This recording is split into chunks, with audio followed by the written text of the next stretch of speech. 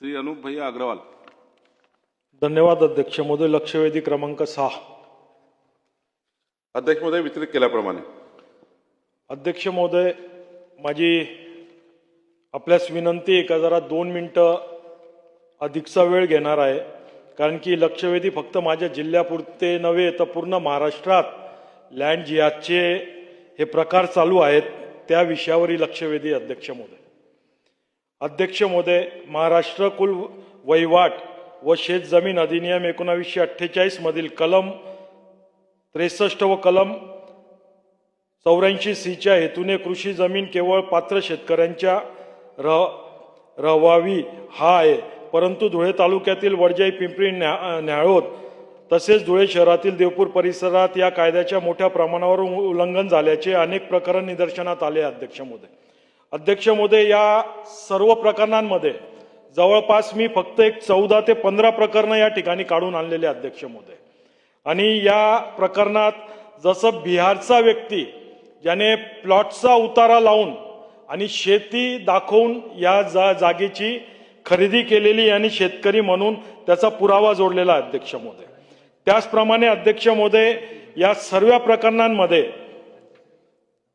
पूर्ण चौकशी न करता जे अधिकारी आहेत यांनी कुठल्याच प्रमाणे कागदपत्र न तपासता या सर्व विषयांवर त्या ठिकाणी खरेदी करून दिलेली अध्यक्ष महोदय। उदाहरणार्थ 2012चा बोगस उतारा लावून 2020 मध्ये शेती जमीन त्या ठिकाणी खरेदी करण्यात आलेली आहे।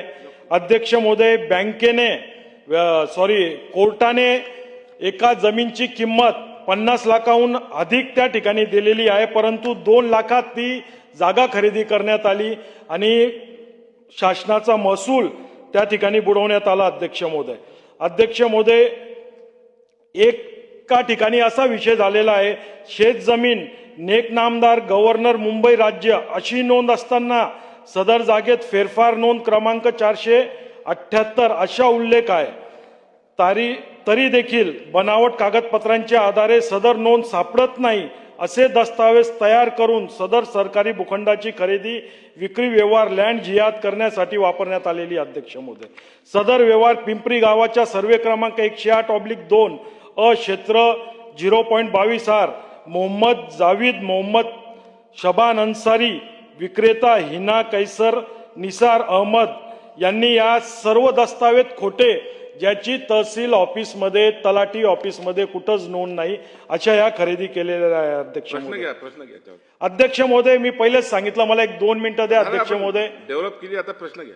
हो अध्यक्ष महोदय, घेतो। त्याचप्रमाणे अध्यक्ष महोदय, अशा भरपूर जागा आहेत, त्याच्यातील महत्वाची जे माझे प्रश्न आहेत अध्यक्ष महोदय, हे सर्व प्रकरण मी आपल्या माध्यमातून माननीय मंत्री महोदयांकडे सपूर्द करतोय। अध्यक्ष महोदय, या सर्व प्रकरणाची किती दिवसात आपण चौकशी करून हे सर्व प्रकरणांवर जे दोषी असतील यांच्यावर कारवाई करणार, या सर्व जमिनी सरकार जमा करणार का, याच्यात फॉरेन फंडिंग चाही मला शंका आहे। अध्यक्ष महोदय, जे अधिकारी याच्यात दोषी असतील त्यांच्यावर किती दिवसात आपण कारवाई करणार, या सर्व जमिनींचे प्लॉट पाडून त्या ठिकाणी विशिष्ट समाजाला त्या ठिकाणी जागा देऊन एक विशिष्ट समाजाचा रहवास वाढवणे हे प्रयोजन याच्यात आहे। सर्व विषय लँड जिहादचे आहे। अध्यक्ष महोदय, तरी माझी आपल्या माध्यमातून मंत्री महोदयांना विनंती आहे का या सर्व गोष्टींवर तातडीने योग्य ती कारवाई करावी।